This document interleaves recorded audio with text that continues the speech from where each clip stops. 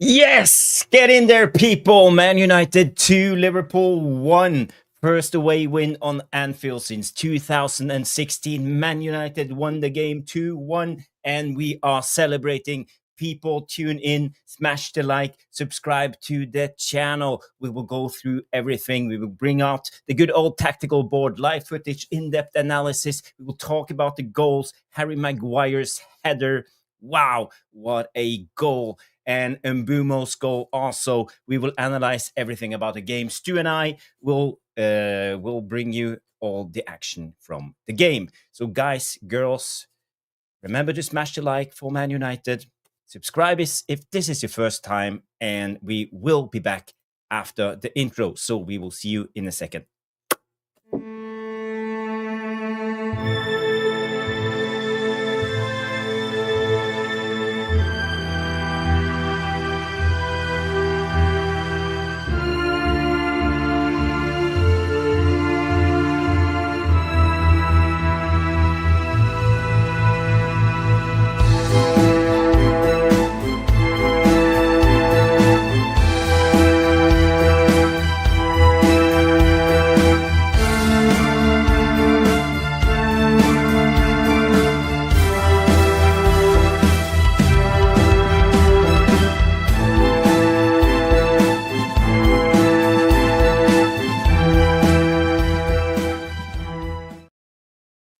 Boom, boom, boom, boom, boom. And Tactical Devils are back. We are going to break down Man United winning against Liverpool. And I can see my good friend wearing green for the moment. I am. I don't know why, but I am. But I would say, Stu, you were right. I was wrong. We were all wrong. You had the faith. You kept the faith. You said it. You said Man United was going to win against Liverpool. We all laughed at you, including myself. You did. I apologize. I apologize, old friend. I even got called deluded. You were right. You were right.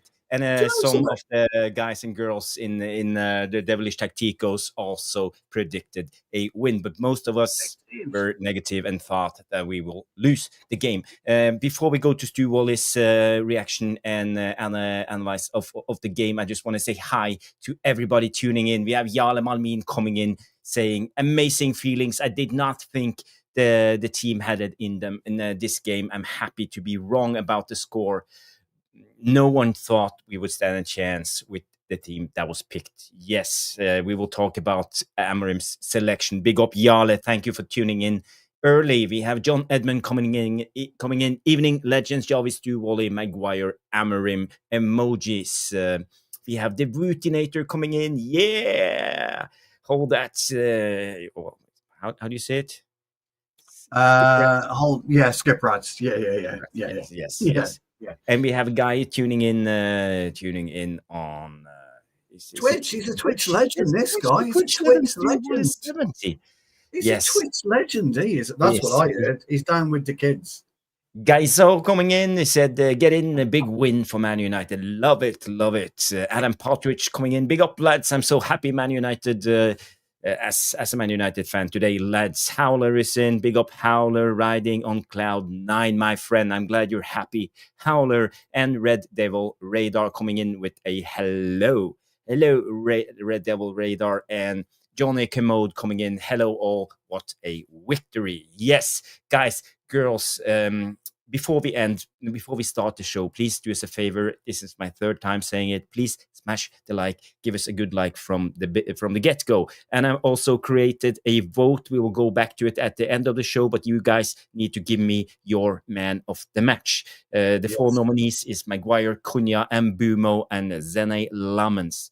So get your vote in. Who will be your man of the match? I see also Helge coming in. Big up Helge Skjerveland saying glory, glory, Jav United.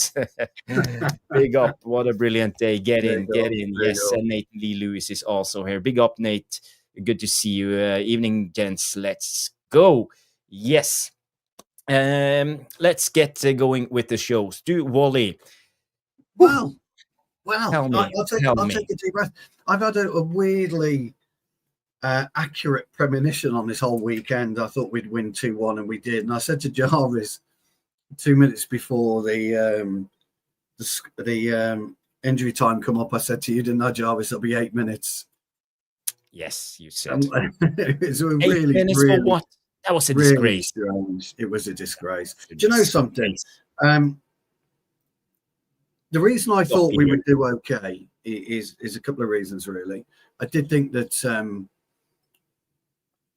I saw different signs against Sunderland. I think we went through it, Jarvis, and we tried to understand what he was doing, and I just felt the way that Liverpool were defending, yes, not attacking but defending. I felt if we got at them, we might be able to do some damage, and I don't think anyone would have been too upset if we gone in at 2-0 at half time. But yet, on the same token, Jarvis, it could well have been 3-3 at half time as well. You know, Liverpool had 3 really good chances. I thought certainly in the first half, I thought we showed a togetherness I've not seen at all under Amorim. We showed that we had this real spirit, and we had a real want and a will to win, to take on Liverpool and go for them. Yeah. You know, at the end of the day, I don't think we got lucky today. I'll be honest with you. I thought Lammens in particular, Lammens, whatever you want to call him, I thought in particular. Lammens.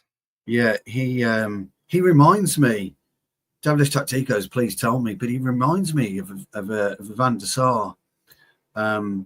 Really cool, calm, not going to do anything flash, no flashy saves, just the basics, but very, very well.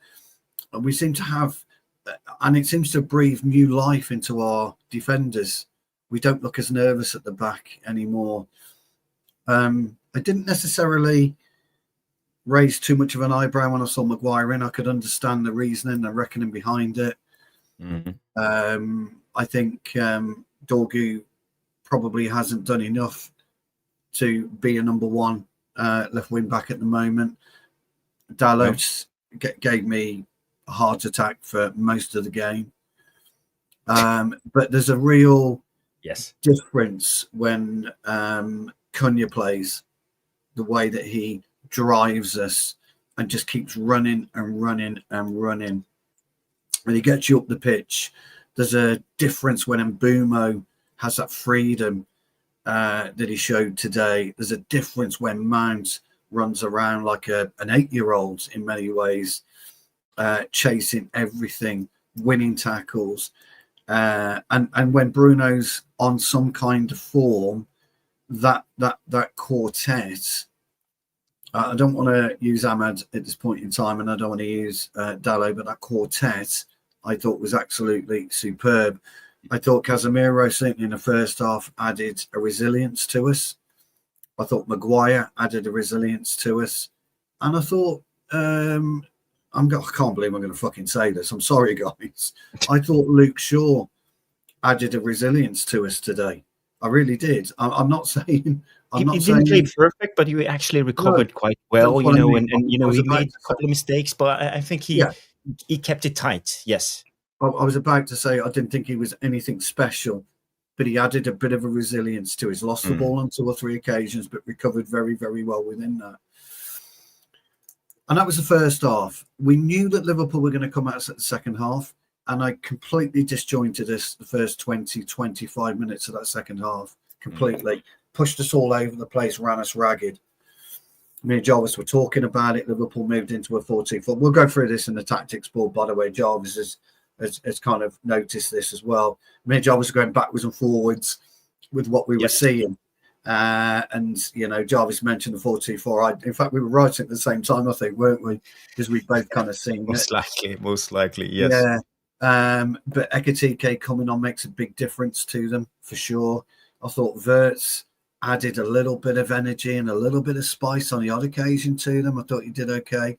But look, fellas, you know, anyone can predict a score. Let's be clear, because it's just luck. You pick a number out the air. I think we'll win 2-1. There you go. You pick a number out the air. You do.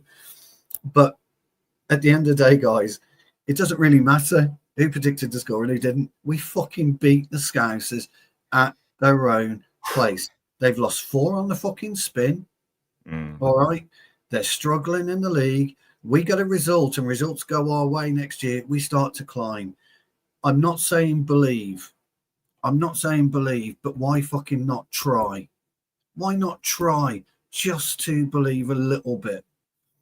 You know, and look, we're all happy. My boy was screaming. Vicky phoned me straight after the game. She was going nuts as well, you know. Yes. Mixing, posting topless selfies on his channel. I mean, it's all been going off today. Mick. And guys, look, let's just enjoy it tonight. Let's just have a little bit of fun and enjoy it. It's not often we go to Liverpool and beat them. I don't think we've beaten them since, did we say 2016, my old mate? 2016 was the last time we won against the Scousers at Anfield. But Stu, I just want to say a lot of people have tuned in. Big up to everybody. Jorge, Oliver Venezuela, OB, J United is here, Alien Tenno, also Dan P, a lot of you legends, IDK. Good to see you. Good to see all of you tuning in. You know, you are the support of the Tactical Devils, and I'm so glad that you are here. Yeah, also Susie82, woohoo, coming in. Brilliant, Susie. It was a great game, and I'm so glad we won the game. We also Mick Ruby in the house coming in and say we talk so much about mentality. Today, this team just graduated. Yes. I'm sorry for that, for what I said about Harry Maguire, 400 million down, slots drain. Big up, Mick. Good comment. Good comment. 400 million slots. So that's Zloty.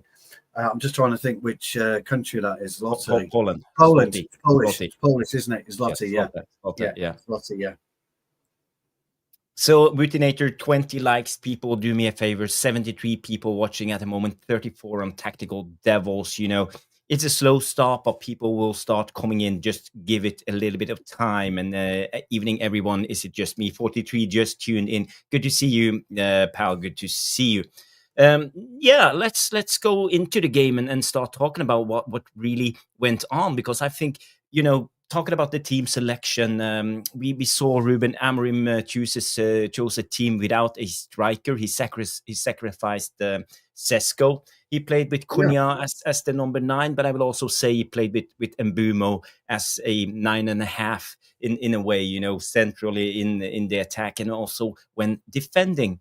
Mason Mount on the other side, in the other 10, he dropped down and helped in the midfield. So basically, I think we defended well when Liverpool were on the build-up. We reverted into a 4-4-2 kind of shape, defending in the mid-block with Cunha and Embumo, creating a. I talked about this before, the square, we brought that up Thursday, didn't we, old friends? We wanted the mid-block Thursday, and we made it. Yes. You know, you specifically spoke about the effect that Mason Mount can have.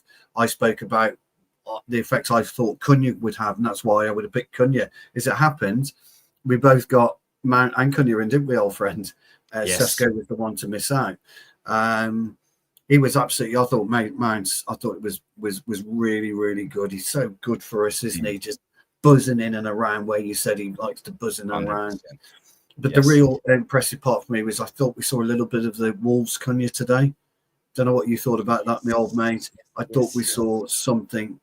You know, I think a good thing with Cunha, you know, we will talk more about Cunha, but the way, especially in the second half, he gives us breathers. You know, he's the only one who can take care of the ball, you know, and how he uses his body a lot of the time. You know, he just goes into the defender, then control the defender, and then controls the ball. It's not the other way around. This is what I like. You know, right. Take control of the Liverpool player and then control of the ball. He has perfect composure when it comes to this, and he gives us breathers, and he kept the ball and gives us free kicks. And a lot of the time, I think, again, Oliver should have given him a free kick instead of keeping the play going. You know, it's not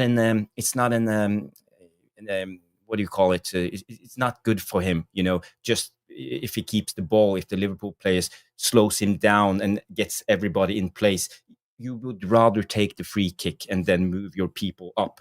But, you know, I think Oliver tried to give him the benefit of the doubt, and you know, he was good keeping the ball. But talking about the tactical part, I see Jarl Malmin also saw that the same we saw. We moved into that 4-4-2 when we defended and a 5-3-2, but I will also say a lot of the time when we defended in the last third, we reverted into a 5-4-1 with Cunha being the only outlet.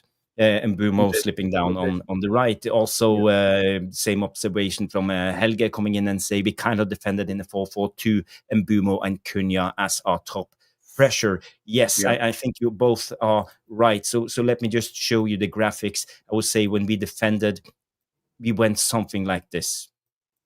And Mount here in Bruno and Ahmad. So this was our mid block, and we created that box midfield in the middle. If you see these four guys, so we made it really difficult for Liverpool playing the ball through the central areas. We wanted them to play it out on the wings. Most of the time was Bradley receiving the ball, for example, here on the right, and then we went into press. But we sat really good with 2 blocks of 4 and a 2. But when Liverpool moved the ball higher up the pitch, like this, for example, we went out and went into a back 5 again. And Mount and Embumo was moving this way. So a lot of the time, if you see the movement of the players, Embumo's movement was like this, and Mason Mount's movement was also like this, and it helped the shape of Embumo and Mason Mount. So I like how we solved this. I think we look much more solid. We have talked about this. We want a box midfield. We want us to be more solid. And I think in the first half especially, we did this really well. I would say in the beginning of the second half, it made me a little bit worried. I think Amorim tried to shock Liverpool and wanted to press them a little bit higher, but we didn't succeed. It wasn't successfully. And we went into the good old Pentagon press, if you know this. So we pressed with 4 guys. We committed them much higher on the pitch, and it stretched out our team. So we had a big gap from all the team, and Liverpool exploited this. So I think Amorim tried to be clever, but he didn't succeed. That's just my initial thoughts. I need to see the game one more time to confirm it 100%. But this was my gut feeling after the game. I don't know, Stu. Did you see the same thing? I did actually, certainly in the second half. But ultimately, the diagonal play of Embumo and Mount was particularly key to our first half. And the ability, as you quite rightly say, it often gets missed when you look at certain things. But when you look at the way that Embumo collects the ball, he collects the man first if he's being tackled. If he doesn't, he collects the ball and off he goes. But he collects the man first, then he collects the ball. I.e., the ball's at his feet, but he's shielding the ball brilliantly. We haven't seen that in such a long time. Rooney's very, very good at it. Wayne Rooney was. Rick Van Nistelrooy up top, he was very good at taking it and shielding the ball brilliantly. I thought you can't underestimate, what Mason Mount does for this team. He's kind of growing on me. I didn't think he would, but he's growing on me. He's very industrious. And actually, as it happened, the target man that Amorim wanted to use today was Harry. He didn't want a target man up top. He didn't want a target man fighting Van Dijk, fighting Konate. He wanted smaller men who were going to go in and rough them up from a footballing perspective. The aerial man he wanted was Maguire at the back, and I thought that kind of worked well. I don't think Slot was expecting that. Hence, there was no real...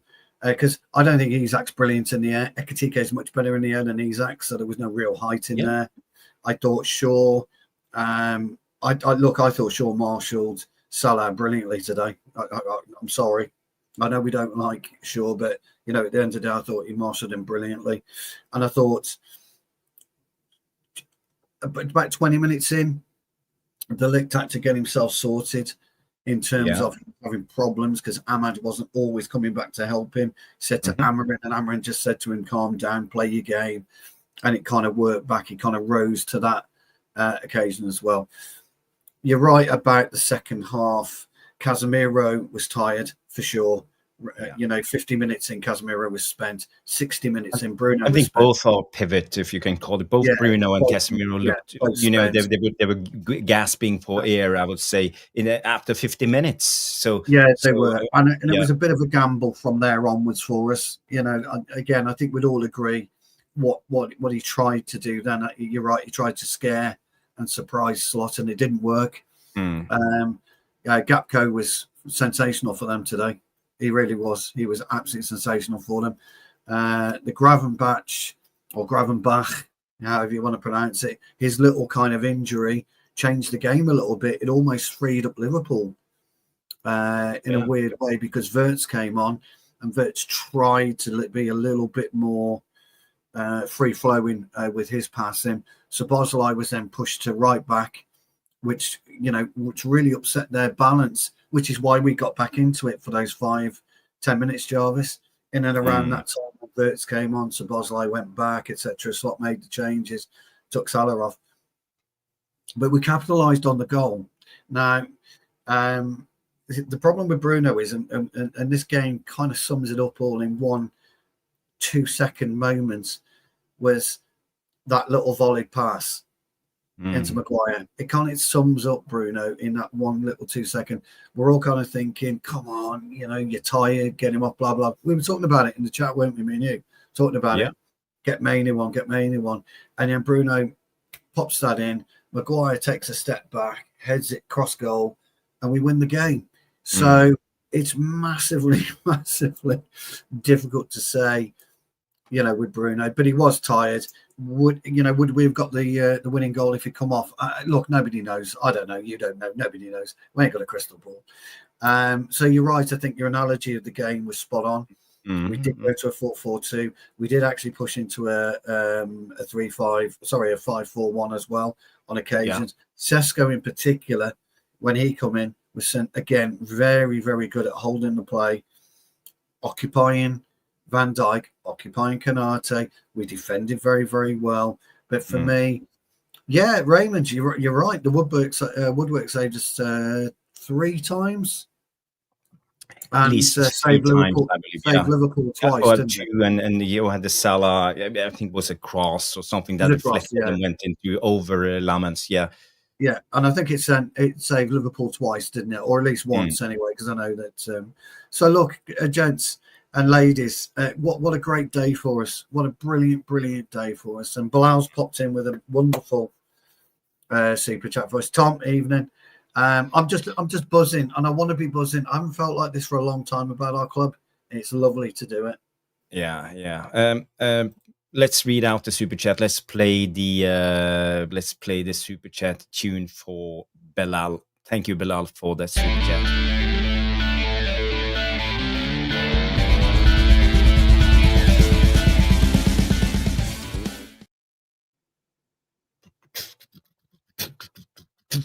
Stu is not even wearing his glasses. No, sorry, I've had a bloody work thing come in, so I'm doing both. Sorry, mate. Bilal, It's okay. Bilal, what should I give Bilal? Oh, next time, Bilal, I promise I'll get someone on for you, pal. I will get someone on for you, pal.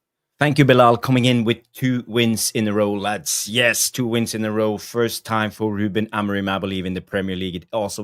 Maybe have we ever won 2 in a row with Rúben Amorim? I don't think so, but it's good. It's good. 2 on the bounce. That's what we need, and let's make it 3 on the bounce. I just want to bring out this comment from Alien Tenno. I think this is a quite good observation from Peter, saying, Jarvis too, what made this game different was how we moved the ball quickly. Yes, this was something I haven't seen before, and I think you are right, Alien Tenno. I just want to show you a clip here when it comes to this. Let's see if my computer is. Yeah. No. Is it working? Yeah. Go. There you go. It's working.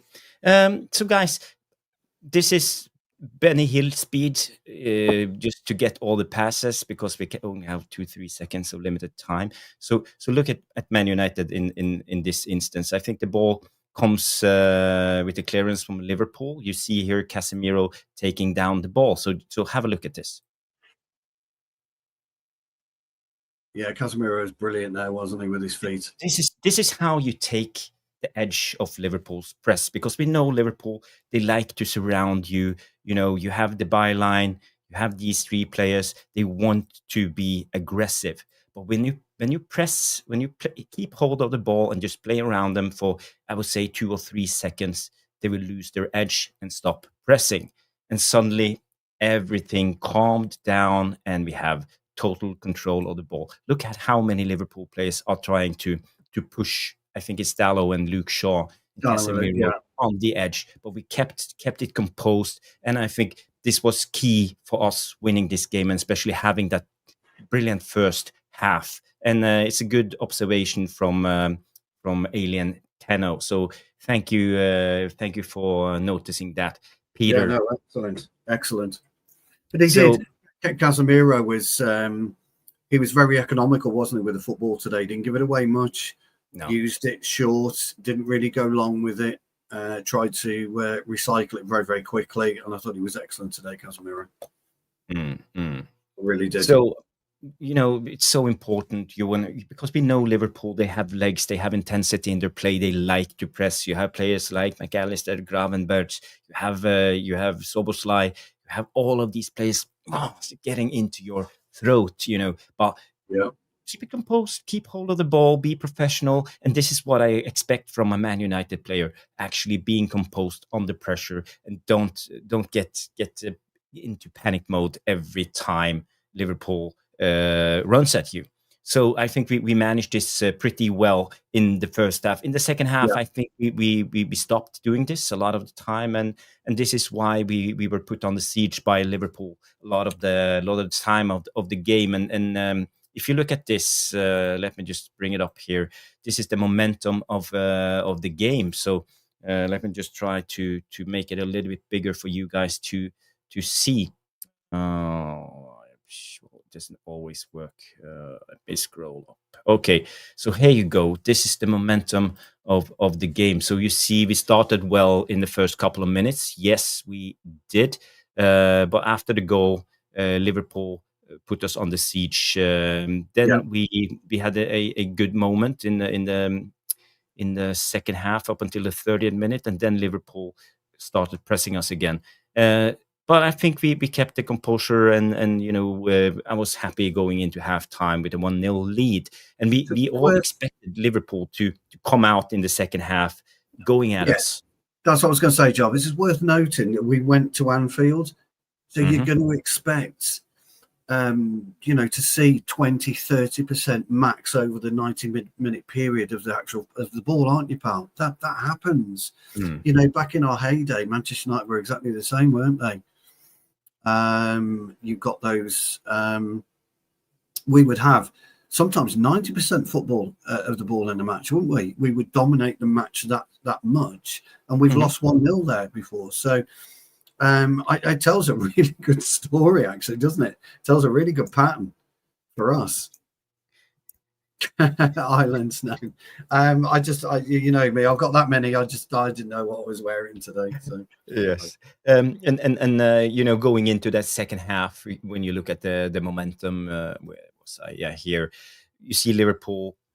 We hardly had the ball, any momentum. It was sporadically. I think these are the times when Cunha gave us a breather a couple of times, and you know, right before Liverpool's goal, they were, I would say, for 10 minutes putting us under siege. And at that time, I felt, you know, this is not going to end well. Liverpool looked like they are dominating us too much, and you know, I think we were too low. We should have tried to push up a little bit, but we didn't have the strength. You know, Liverpool were playing over us, and but then they scored, and I think, I don't know what happened, because I think Liverpool chucked on too many men at the end. You know, they were, as we talked about, attacking with the I would say a 4-2-4 formation with attacking fullbacks too. So there was almost like a 2-2-6 at times. So we really struggled, but it also gave Cunha the chance for giving us a breather, and you know, we give us like a corner kicks, free kicks, and that was our only chance. And this is when we scored a goal in the 85th 85th minute, 84th minute, Maguire header. So we went up 2-1, and the dying minutes, I felt that we were in control, but it was still squeaky bum time, as it's called. We have a super chat from Grace. From Grace. Let's. Grace gets the OGs. Grace gets the OGs. Gracie gets the OGs. Let's play the big one.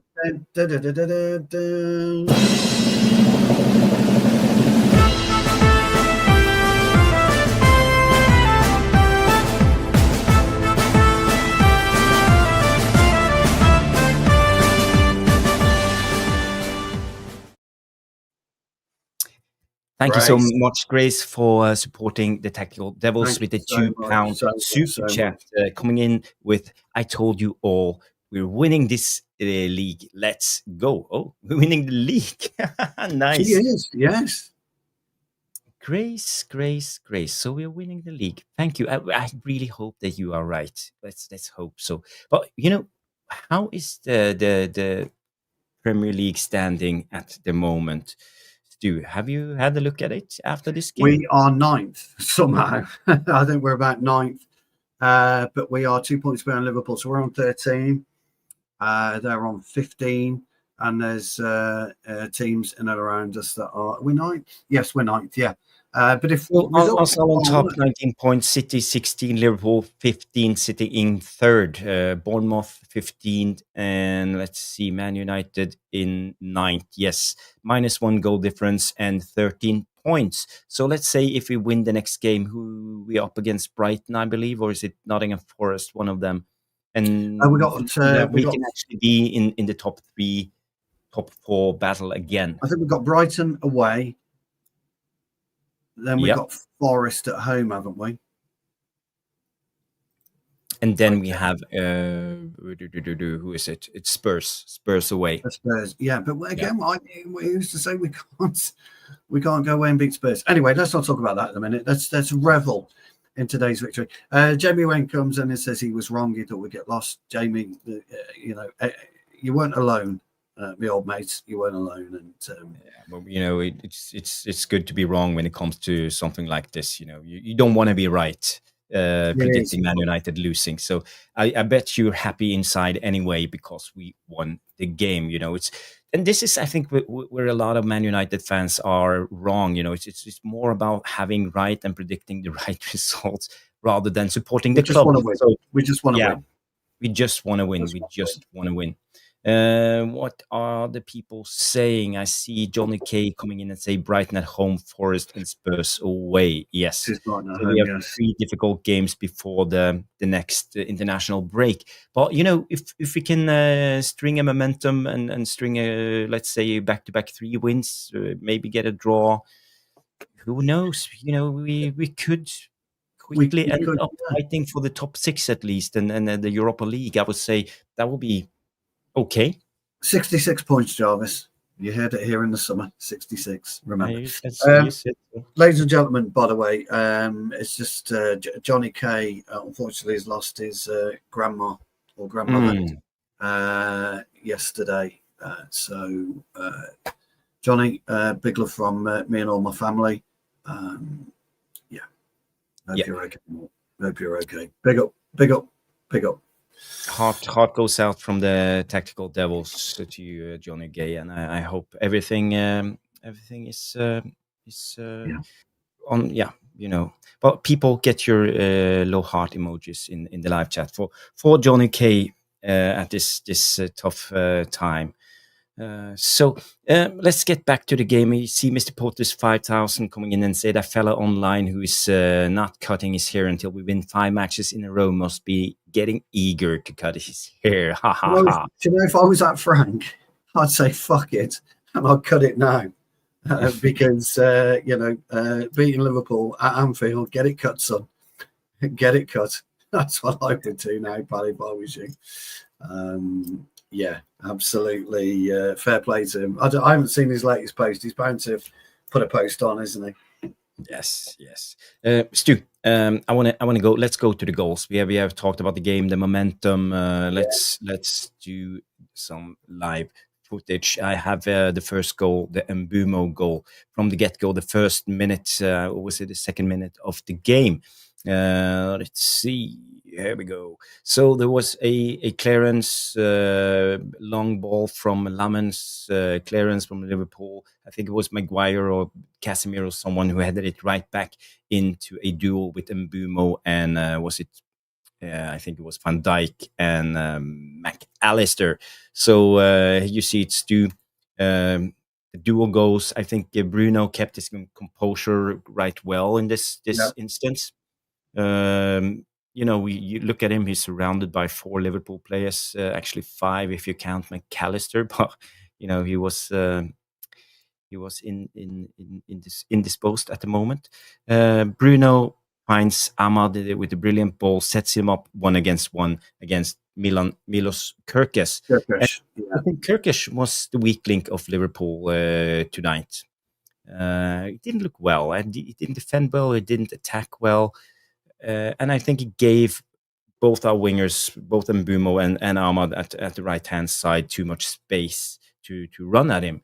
I don't know if you agree when it comes to this. Yeah, the weak game. So for Liverpool, it was a comedy of errors, really, because Van Dijk comes in and flattens McAllister. And then Liverpool players are banging on for a head injury.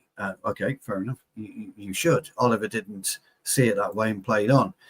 Van Dijk then has completely lost all composure. He doesn't know where Embumo is, and you're absolutely right. I think the Kerkez in particular was weak. He's not started his Liverpool career well at all. And Ahmed was a bit of a scourge of him today, and he popped in a cracking little pass from Embumo to score. It's a difficult angle, difficult strike, but I think the power beat the keeper for sure. Chris Johnson Adventures say we all slated Maguire. He's now the Man United player, of the game. And I think we were wrong about Maguire, but I still stand with my opinion when it comes to that he shouldn't get a new contract. I think it's time after this season. I think he's played his part, and I think we need to bring on younger and more agile, more defenders, younger, better defenders. But he brings something still at this Man United team, and we know that he actually can play a part, and especially strong side, his heading ability in both boxes, I think, still is a something that we don't have in any other players than Maguire. So and we have Rich coming in, surprised, but very happy today. Big up, Rich. Don't be surprised, Rich. Don't be surprised. Let's look at the goal and how we see Ahmad on the ball. Let me just slow it down so we can really bring it into effect. He finds Embumo brilliantly with the outside of his foot. Ball. Yeah, it's a brilliant ball. And if you look at Embumo, his run, he gets up quickly. And, this is how I would like to see the runs coming, going wholeheartedly to get in behind. And he sensed the danger because Van Dijk was high, Konate was high. Liverpool were a little bit confused because McAllister was down, at Anfield. They were maybe expecting Oliver to blow the whistle right away. But, I think it was a good call from Michael Oliver. It wouldn't have affected the game either way, You shouldn't only blow the whistle just because a player is down. You should just see it through and not take away this chance for Man United. Brilliant pass from Ahmad here, Embumo. One touch finish on what's his name, Mamadashvili. Mamadashvili. Yeah. And weak goalkeeping. It's in his close corner. Maybe he should have saved it. I would expect Alisson to save that goal, but it was a brilliant finish. Alisson saves it. I think Alisson saves it. I'd agree with you on that one. I actually think Lammens saves it as well. Yeah, I agree. So do you have anything to say when it comes to this goal? To analyze it? This was, if you go right back to the very beginning, I just, it's Embumo that makes this play. Look at him there. He's up against a much bigger man. In Van Dijk, he gets smashed between virtually two players there. He's all right. He's all over the place. Now his body shape there suggests he's going to fall at a very awkward angle. And when he hits the deck, just watch him, because he understands. He's listening to see what's happening. Okay, so he's listening now. He doesn't know where the ball is. Hasn't got a clue who's got the ball. Doesn't know that Bruno's got the ball. He's listening to what's happening. He hasn't heard the whistle. So if you play it on now, that's when he gets up. Let me just move it up a little bit. Now, Oliver's in a brilliant position. Doesn't hear the whistle. That's why he gets up. Now watch him when he gets up. Van Dijk's fucked at this point.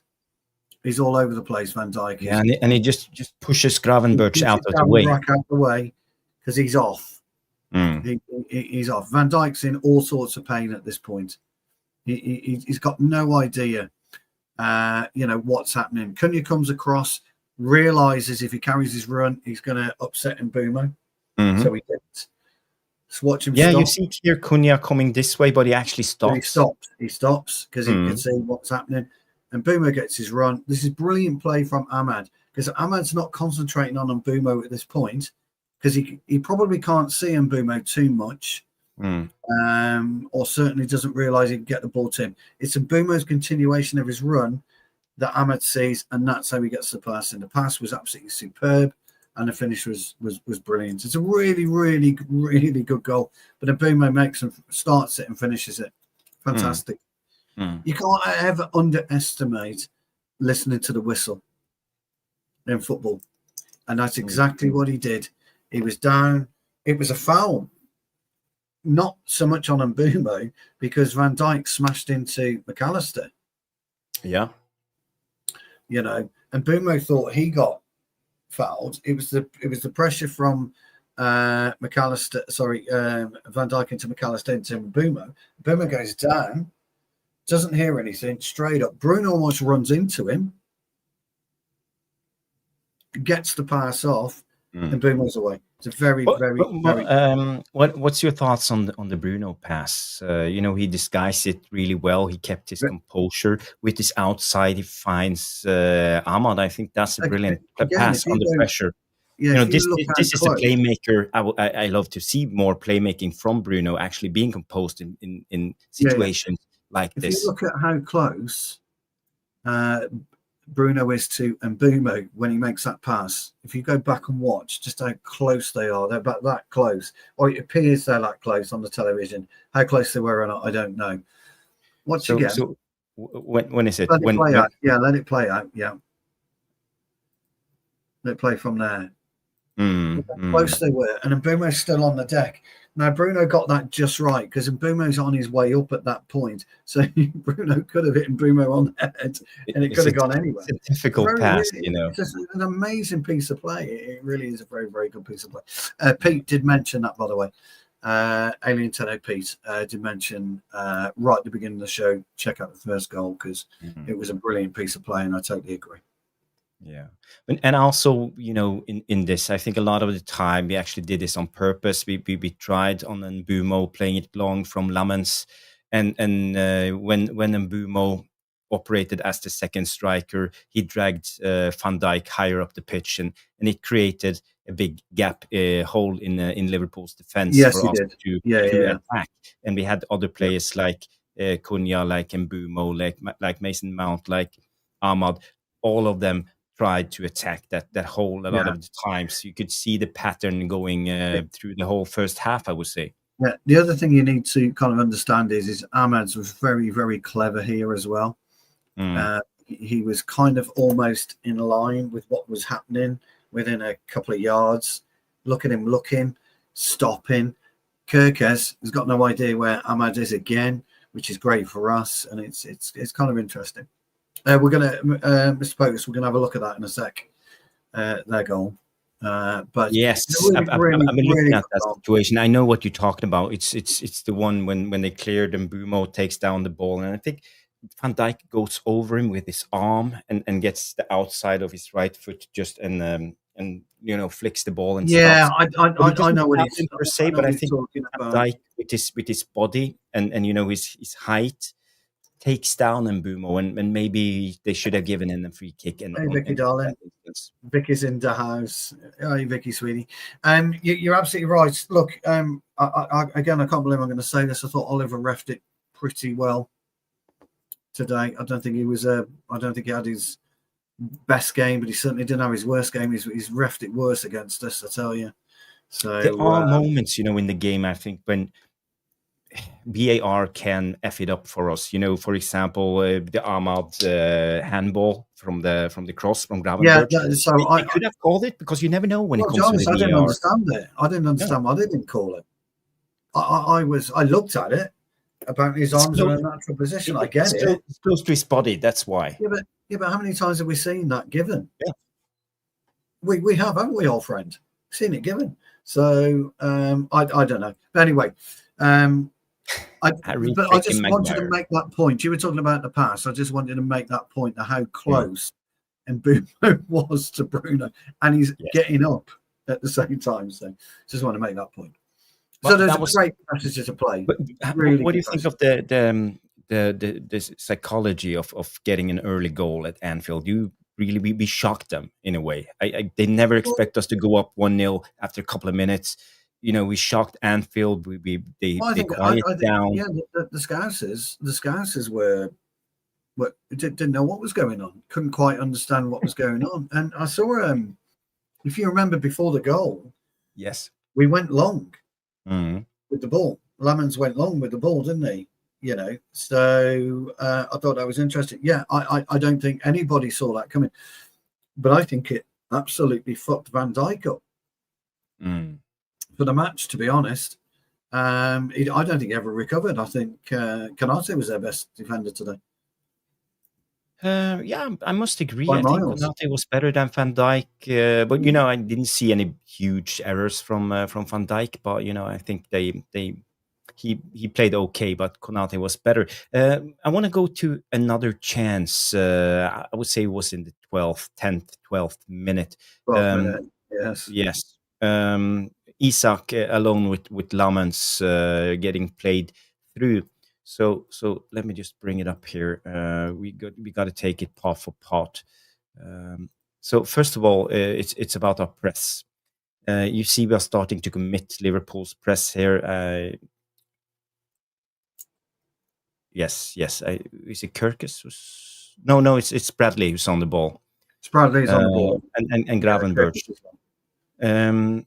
I think Cunha stops the pass back to the goalkeeper. We are trying to box Bradley in, and we see the press and you see here the pivot with Casemiro and Bruno, and in this instance, I think Bruno goes a little bit too aggressive. He don't have control, and he gets overplayed. And this is what you get sometimes with Bruno in the pivot. He's not strong enough defensively. He doesn't see the danger before it's too late. He overcommits, in his run, his press. And again, you leave Casemiro all alone in this big pitch. So Gravenberch just let the ball slides across his body and takes it with him, and Bruno is caught in this moment, and the next press have to be Casemiro. He has no other choice. He keeps his position, but at this time we are in trouble. I don't know. How do you see the first part of our press? Yeah, look, I thought our press was particularly well. If I was Slot, I'd be going ape shit at Bradley for coming inside. If you look at the very beginning, I know Bradley's actually facing inside. I get that. I'm not, but if he thought about it, he would have gone down the wing.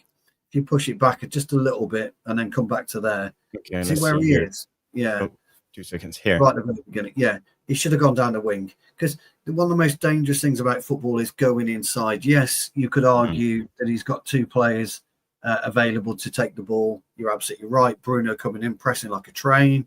Bradley comes in. How many times have I said when a player comes to you, just flick it, don't you? As soon as the player's running at you, flick it. So that part, they kind of got away with, really. But I thought the way that we set up was quite nicely. But what Bradley did do very, very well, he drew us up to him.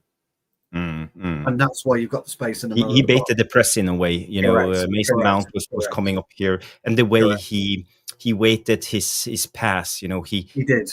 The pass went all the way here because he wanted Gravenberch to run this way. And in this instance, when Bruno commits up here, we are totally overplayed. They play over us, and you know this is what we get with Gravenberch. Yes. You know, we just let the ball come across his body, and you know it's a brilliant move from Gravenberch. But again, if I want to be hypercritical, I would say another DM would have smelled the danger and wouldn't sold himself. No, you're right. No, Jarvis, you're right. You're not being critical. You're being correct. You're being factual. There's a big difference between critical and factual. You're actually being factual. How many times have we seen Bruno dive into a situation or embed himself into a situation that was never winnable? And this is exactly what you're talking about. So if you play that through, then no. Yes. Let me just go back here. That's it. Perfect description of Gravenbach. Absolutely perfect description of Gravenbach. Lovely use of the body, lovely use of the swerve to get himself space. His legs nice and wide, strides across it beautifully. That opens then a position. Now, I thought ultimately, I thought we were okay defensively. I think it's for some reason, if I'm not mistaken, is it De Ligt or is it Shaw? I think it's Shaw, isn't it? That should have been a bit tighter maybe to Isak. Well, this no, I think this was actually it. You know, this I think we saved ourselves when it came to this. This wasn't a big chance, but this was just to show a little bit of the energy of the. I remember now why I chose this clip. The energy of our midfield and how we sometimes overcommit, and this is what I feel is a little bit of a critique against the Pentagon press shape. I think when we use our double pivot into that press, we easily get overplayed in the danger area. That's the central area of the pitch, and I think this is something that Rúben needs to stop doing. And I think we look much more comfortable defending in a box midfield and a 4-4-2 mid block rather than trying to be aggressive. We are not good enough. We don't have the intensity or the cleverness to as much do as this. I agree with that. Yeah, as much as I agree with that, Bruno's never going to change. And I think the point you're making there is absolutely correct. The way that Bruno, like I said to you, embeds himself into a non-winnable situation. Gravenbach would have seen it all day long. He just sees it. He knows what's coming. A Rodri-esque type of player knows what's coming. But if you carry on playing that clip. Let's bring it up. But it doesn't end in anything. Let me just speed it up so we can play it. I know. And I just wanted to say, we look quite sharp in as many ways. If you look at us, we're very nice. Stop it there. Oh, sorry. I just wanted to let you know how good we were at the back. Yes. Just a little bit. I don't want to dwell on it. But at this particular time, we were marshaled very, very well there by De Ligt. But I also want people to notice one guy, and this is Embumo, how hard he worked, especially in the first half. Look at his run, how he actually commits himself going backwards. Stop it there. Beautiful. It really is. From a defender's point of view, it's absolutely beautiful. And we are in a nice position. And for me, that was absolutely. I just wanted to show higher up the pitch than Bruno and Casemiro when they play through, and he's the first one who gets behind. So it tells a little bit about recovery pace. It tells it a lot, yeah. So, but there at that particular time, we were excellent, and I know it fizzles out after it, doesn't it? I think Catherine's looking for the. Did you get the Lammens and Isak save? Yes, I think I have about 20 clips from this game. So you just do a couple of comments, and I will find the Lammens save. Absolutely, tons of being comments. The producer at the same time is not. what we got? There's tons of comments. Alien Tano says Isaac has regressed. I totally agree. Yeah, absolutely. Catherine, no nonsense. Day says Rúben Amorim's building something, lads. Superb. Jamie, taxi for Kirkes, you're absolutely right. Ahmad's destroyed him today. Yeah, superb. And Ty, as Zimba says, a press isn't great. I feel we shadow press at times. We do shadow press a lot, actually, and Die. But today our pressing was much better. It's been good. But shadow pressing is also zonal pressing. You don't always have to be in your face when it comes to pressing. As long as you're within 5 yards of a player, you can make a decision. That's sometimes the best way to press. But I understand your point. Mr. Potter says reports emerging from Anfield this evening. Alexander Isak is going on strike after the defeat to Manchester. Oh, what a clown! What a clown! That's superb. But Stu, I just want to show you one thing. This is not it's just a clip. Let's see, just to show you the structure of our midfield. If you see the two strikers, when you see the midfield four with Bruno, Casemiro, Mason Mount, as I would say, the left midfielder, and you have on the other side and Ahmad. So a lot of the time we defended. I would say this is almost like a mid block, and the job for these two guys is to stop the passes. They're just blocking the passing lane for the ball carrier to hit it centrally. And we also have control on these two guys because we don't want them to drop down and receive the ball because then it gets dangerous. And that's what we call zonal pressing. Rather, and as you quite rightly say, you push into a mid block quite nicely. Though we were talking about Thursday night how we'd like to see the mid block play. Yeah, and everything you were discussing kind of ended up in that one picture there. It makes it a problem for whoever's got the ball deep. Looks like was that Gravenbach there? Who's on the ball? Yes. Yeah, he's got Cunha just facing him, just shadowing him. And he's got Embumo that he's running straight into. So what does he do? Does he turn around, do a 360 and go to, or be 180, wouldn't it, and go to Bradley? Or does he try and go across to Kirkes? Does he trust Kirkes? Does he go back to Canate? So that's what that does for you. That's how that helps. But it's also, you look at how actually Embumo, works the diagonal all the time. And he had to run awfully lot, that engine on this guy, it's something else comparing him to for players like Garnacho that we used to have when you have players like Rashford. Different type of player, totally different kind of player doing the hard work needed in situations like this. Yeah, different type of player. Yeah. I have the Lammens save, so let's have a look. Yes, it's the stuff. Yes, big up, Catherine. Big up, Catherine. Good to see you. Let me just see if I can.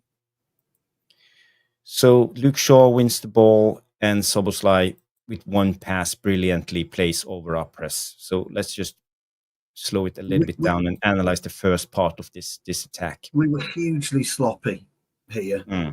The first time in the game we were sloppy. I just wanted to see Dallow's nonchalant flick that went fucking nowhere. But again, you see the diamond press, the pentagon press. Both Bruno and Casemiro, I would say a little bit too high for my taste. In this instance, together they are. Margins. It's we're not giving ourselves any margins when we press like this. You want Casemiro this is a repeating theme when it comes to this Man United team. We've seen it since the US tour against West Ham when we committed the double pivot. It was actually Ugarte and Mainu at that time. But again, you see the similar pattern of the double pivot pressing too high, and when we expose ourselves, the gamble is too much in my opinion. And I think maybe Amorim needs to think of this a little bit. So watch here. Shocking. I don't know what he was doing there, Darren. One pass. It was just wrong, wasn't it? But what Liverpool did then, they received the ball and moved it. What you were talking about, Jarvis, instantaneous bang, and away we go, and they're in because of Dalot either stretching for it or trying a nonchalant flick. I can't work out what he was trying to do there. But at this level of football, it's one little tine of Dalotness that fucks you up for and that almost cost us. So if we go back to the situation and look it through, you see here. What am I doing? Yes. Here we go, and they played through our double pivot. You look at Bruno, look at Casemiro chasing back, Luke Shaw overcommitting high up the pitch. We are really in trouble, and look at all that space in this central area. You have a huge space here for who's it? Is it? Yeah, it's that's Gakpo, isn't it? Yeah, it's Gakpo. Yes, no, Gakpo's here. It must be McAllister.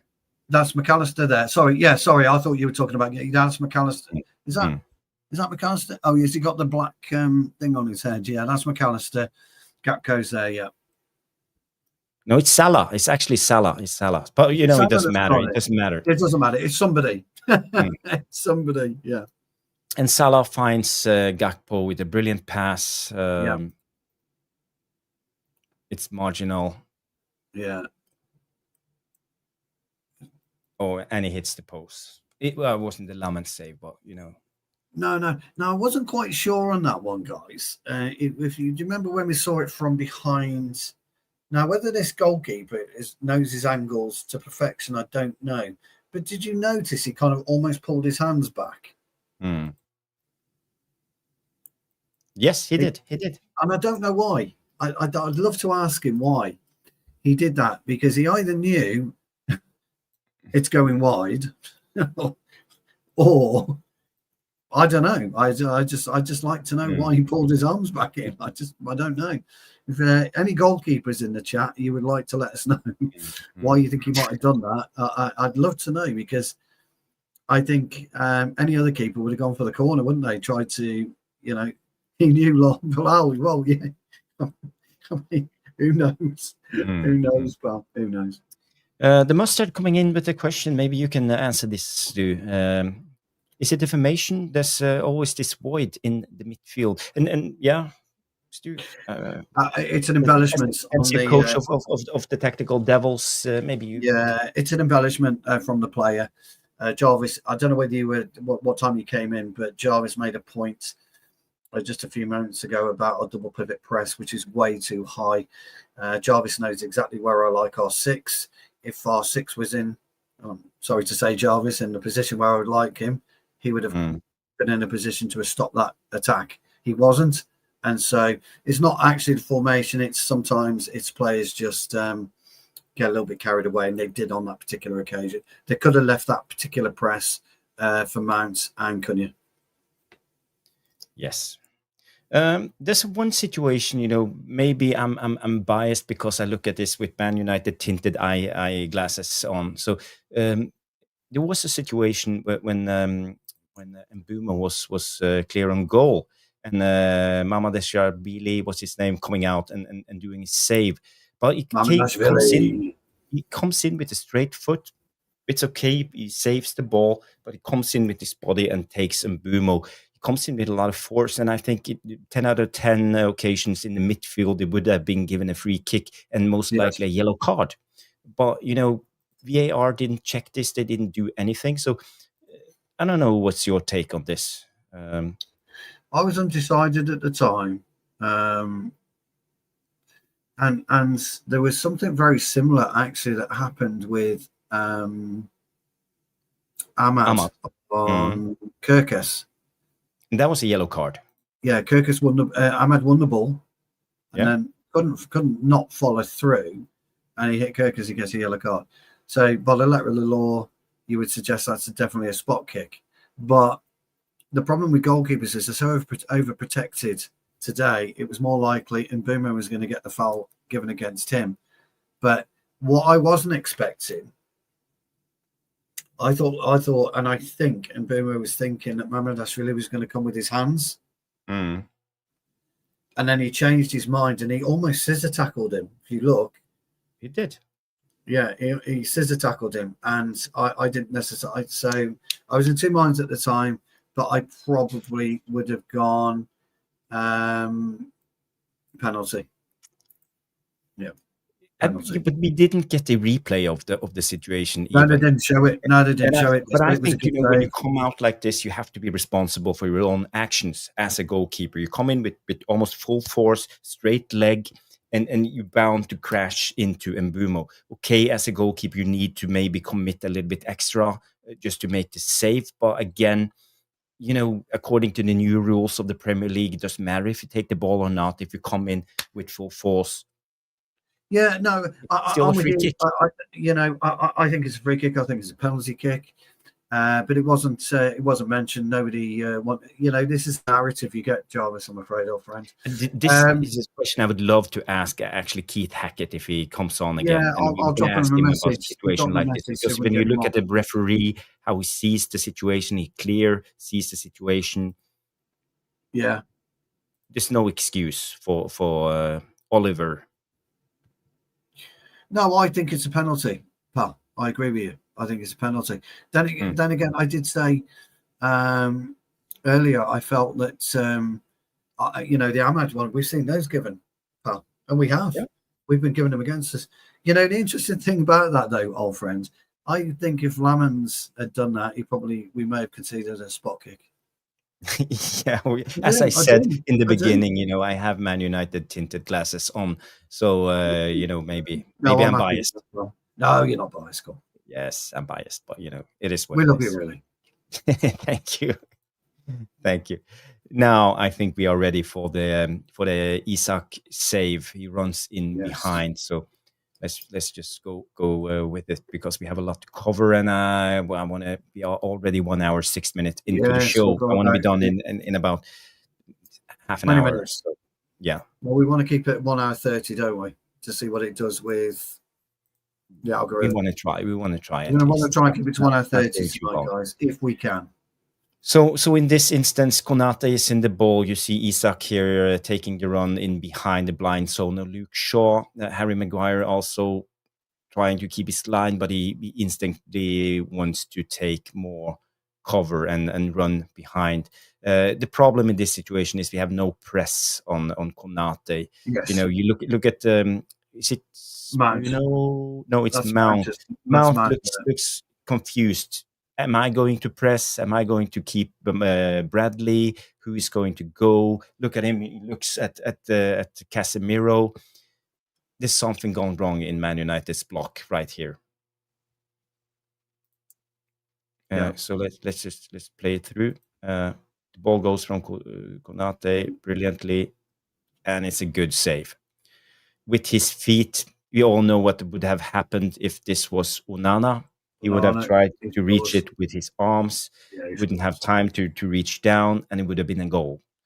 So this is what you get with a better goalkeeper, with a better goalkeeping technique. Look how low he is. He's got his hands pretty much on the grass, ready to go. Again, I'm not a goalkeeper, so I don't know. And I would say that's a brilliant foot parade. I think they call the referee's whistle goes in this instance, but McAllister has the shot, but Lammens is even on the second one and saves. Yeah, and then everything stops. So yeah, brilliant from Lammens. I think he had a strong performance tonight, and one of our best players. I want to go back to just one quick one on that, Jarvis, just before you go. Isak decided he didn't want anything to do with Maguire, so he focused on Shaw. Okay. He popped himself on Shaw. He knew he was quicker than Shaw. He's obviously quicker than Maguire, but he knew he was quicker than Shaw, but he's not stronger than Maguire. So he chose the weaker, slower option. Worth noting. It's always worth noting. But again, I think Luke Shaw had a good game today. Played well, Jarvis. I'm not eating his lunch on that, pal. I'm just saying I thought it was clever by Isak, actually.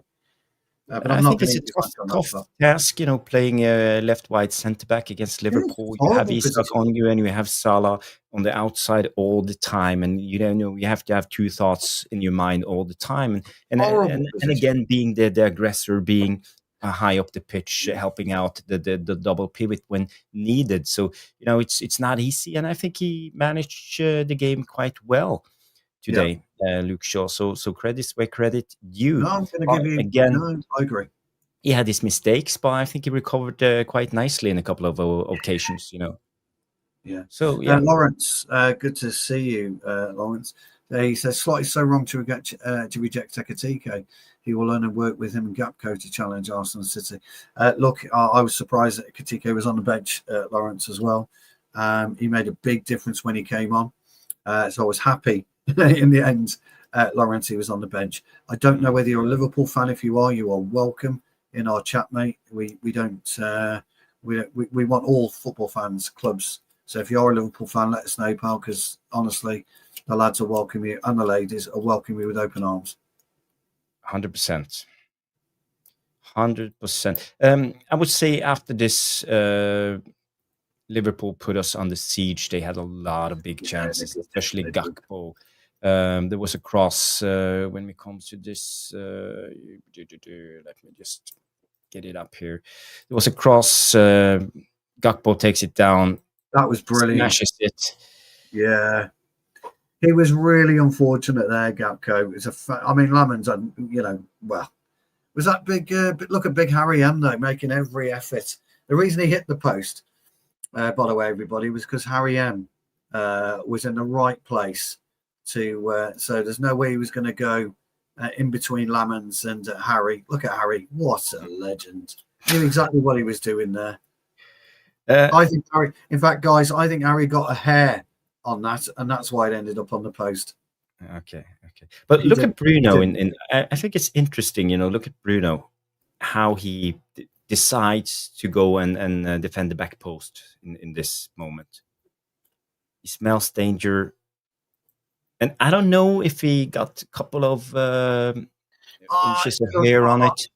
I think he might have got something on it. Actually, I really do. It's difficult to say. I couldn't tell in real time. What I liked about it is he made a chance. I would have loved to see this in ultra super slow, but maybe it deflected a little bit and hit the post.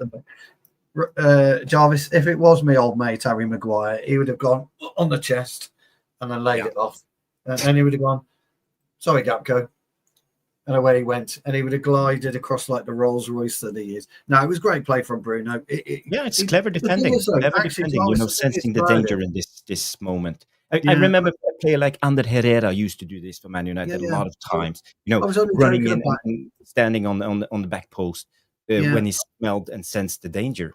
Yeah, I was only joking about Harry Maguire really, because the way that Bruno positioned himself, Gapco only had one area he could go. He only had one area, and he made the best of it. It was really, really good.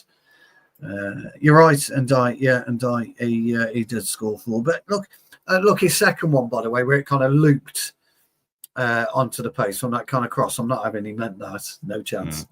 No chance. Not having that at all.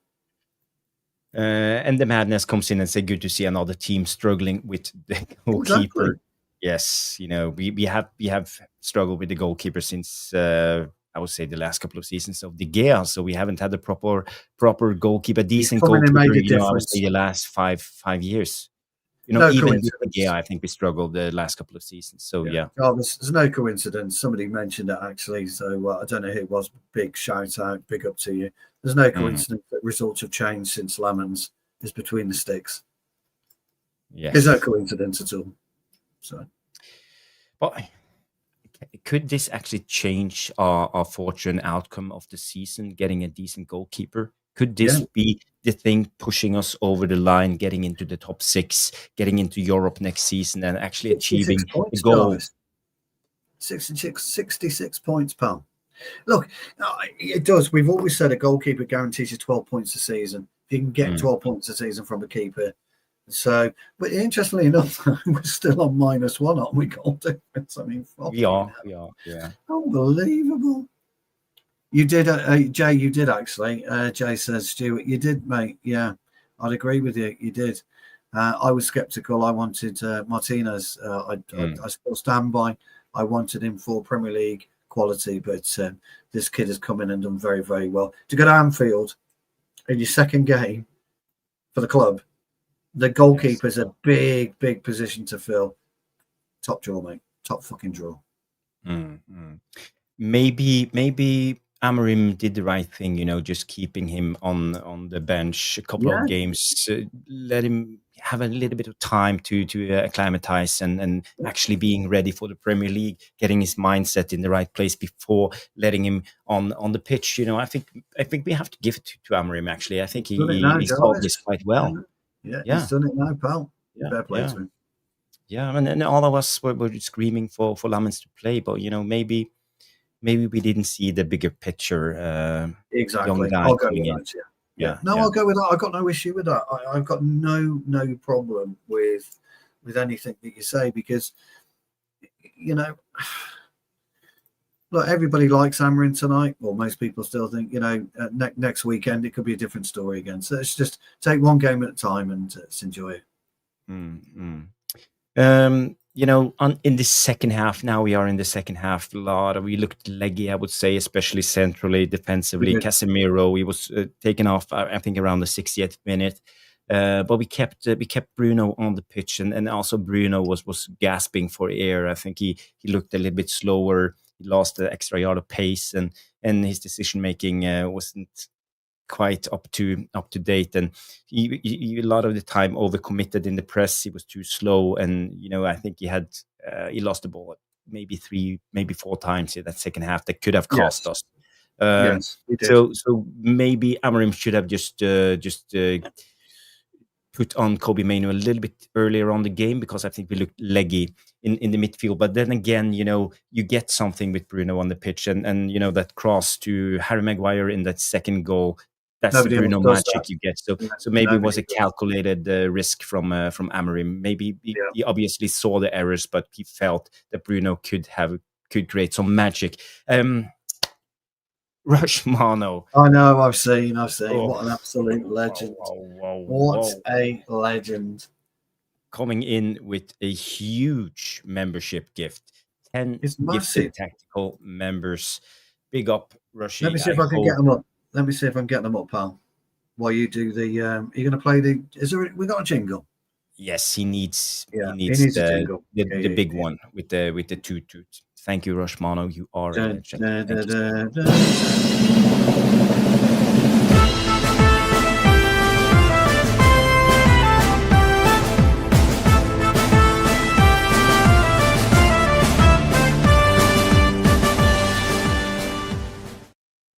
By the way, the poll really close between Harry Maguire and Matthias Cunha. Yes. So interesting. Right, Mr. POTUS, 5,000. You are a member. Congratulations, fella. Donatus Kamau, Kamau. Kamau. Danny B, the legend. Yes, is also a member. Hoshais. Don't know how to pronounce that. Sorry, pal, but you've received a gift as well. Anthony, Easygoing, Victor J, Berber, Mark Harris, and Mitris. Nick Mitris coming in as the 10th new member. Thank you, Rushmano. Brilliant. Rushmano is an absolute legend. Mr. POTUS is absolutely delighted as well. So we love you, Rushmano, which is absolutely great. I just want to say to people, tuning in for the first time when it comes to the Tactical Devils, we keep it serious when it goes to the analytic part of the game, in-depth analysis. But we also want to keep it lighthearted. It's still a show. It's entertainment at the end of the day. So sometimes we make a fool of ourselves. Or sometimes all the time for you guys. Every time we take the camera, we only do it because we love Man United and we love football. Yes. Jarvis, you goes kill me. Thank you. Lovely. Thank you, Lawrence. You didn't tell us, by the way, Lawrence, if you're a United fan or a Liverpool fan. We'd love to know. Big up, Lawrence. Thank you, big up. He's a Man United fan, obviously. Coming to of course, he's a legend. 50 likes. Thank you all. If you could keep smashing that like. and tell us to everybody. And Jay has been a member now for 8 months. Long time. Rushmano gifted him his first month. Thank you, Rushmano. And Jay, you are brilliant. Jay's one of our moderators, honestly. By the way, Jay, big up Obi and Rushmano. I want to ask you something. Did you go to Anfield and see the game, or did you just arrive home from Liverpool? And if you were at the game, how was it? I'm curious to hear how was the mood at Anfield in full time when Man United won the game. I think there's a lot of Scousers crying themselves to sleep this night or on the bounce. Aren't they just? A couple of good friends of mine who were at Anfield have been texting me, crying. But all of them have actually said we were the better team and deserved the win. Knock a chances, they didn't.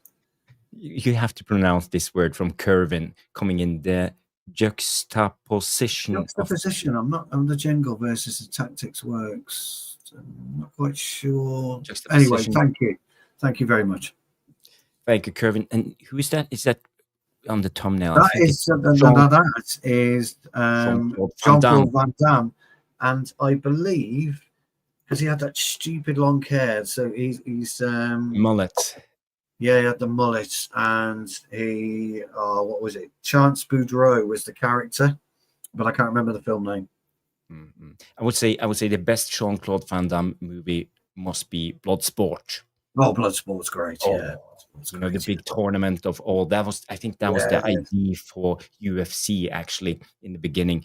Yes, just creating all the different martial arts styles into one big tournament. So yes. Oh, Bilal's just popped in with what are we going to give Bilal this time? He gets the OGs as well, Bilal does. You get the OGs, Bilal. Keep smashing the likes. Legends. That's absolutely right. Bloodsport, Catherine No Nonsense McDade. And the film was Hard Target. That's it. Thank you very much, Kerwin. Hard Target. It's Ray-Bans. It's Ray-Bans. Yes. You've gone Ray-Bans, have you? I've gone Catherine No Nonsense McDade's favourite. Yeah, he loves it. Jean-Claude Van Damme. Yeah, and another. What's the other? Was it Thai fighting? No, what's the name of the movie? Jean-Claude Van Damme. Not Bloodsport. Another one. He had a few, didn't he? He had. Was that one when at the end he had a big game and he was fighting one of those Muay Thai fighters, he was in kickboxing, like standing kicking in that concrete pole at the end, double impact, Le France, double impact. Yeah.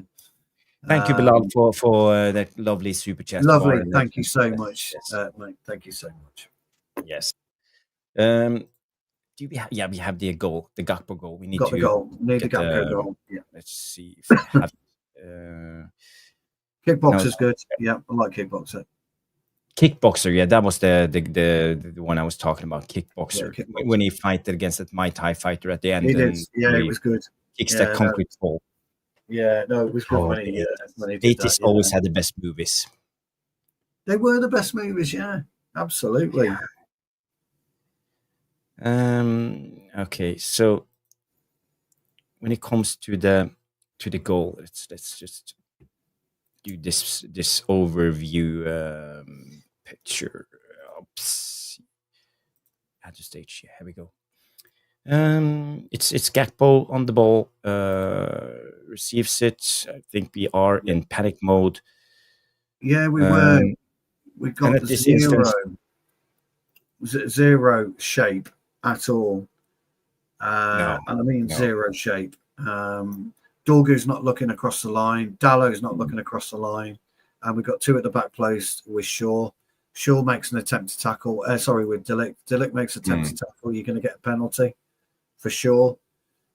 So as soon as they got the ball out wide, we were fucked. Yes. So and then we all see in this instance there's no offside. Yeah, no. Yeah. But it felt like offside at first looked view. Offside, didn't it? Yeah. But no, it was a good pass, and it was a good. He did his best to miss it. By the way, didn't he? Gakpo, he put it back across the empty goal. It was weird. He did his very best to miss it, but he didn't. So it's actually a poor finish, but a goal is a goal. Goal's You a can't goal blame at the Senny end of it. Lammens. He's in the right place. There's nothing he can do about this. The only thing, if there's something, if we look back at his goal, Luke Shaw started in this position, committed here and there, and opened up a little space Oh, in the middle. So the lick yeah, it needed was awful. It was awful, Jarvis. As soon as it was Verts, was it? Who kind of wriggled his way out of 4 players. It was terrible. And Gakpo shouldn't have missed it, and he wasn't. Helga has come in with 20,000. Oh, what is that? Is that Norwegian money, Jarvis? Is that? It's yes. Let's glory, Jov United, glory, Yes. Jov United. He's gonna. I tell you what. He's gonna get the Ralph Laurens. He's gonna get the Ralph Lauren polos. Oh fuck! What have I done I there? don't have any more glasses. Yeah, only have my Yes, I've got reading the Ralph glasses. Laurens. Here we go. The Ralph Laurens. Here we go. Yes, and the nerdy Jarvis. Thank you, Helge. Let's give Helge a jingle, and the Let's same give for Helge a Bilal. jingle. It's for both of them. Yeah.